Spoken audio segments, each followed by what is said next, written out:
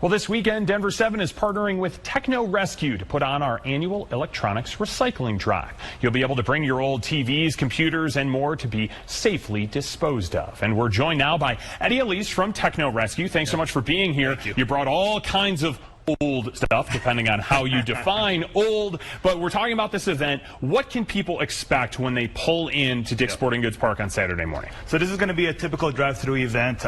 We're anticipating between 2,000 to 2,500 cars. So we definitely encourage anybody to come as early as they possibly can. It'll be open from 7 to 12 o'clock noon. Just come on in. We asking everybody to stay in their vehicles, and our people will go ahead and unload all the electronics for you. Which is another good thing. You don't actually have to carry all these big and heavy things out of your car. Now, this is a recycling event, but there are fees involved. Correct. Tell me more and tell me why. The fees are $5 per vehicle. There's an additional $5 for LCD monitors, $20 for TVs 21 inches and smaller, $45 for TVs bigger. The complete list is on the Denver7 website.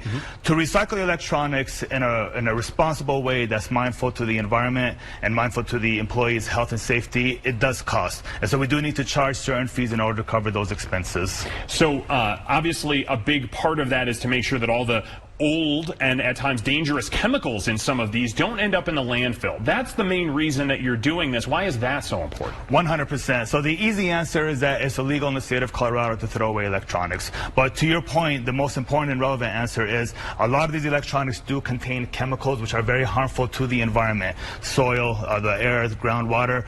The more they accumulate, the more harmful it is to the human body.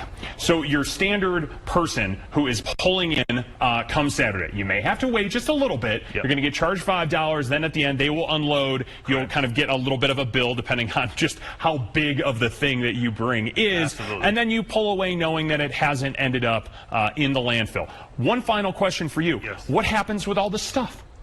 That's always an important question. Well, right off the bat, we have a 100% no landfill policy. Absolutely everything that comes in will find a home, whether we refurbish it and repurpose it, or if we break it down and send the final components to a refinery.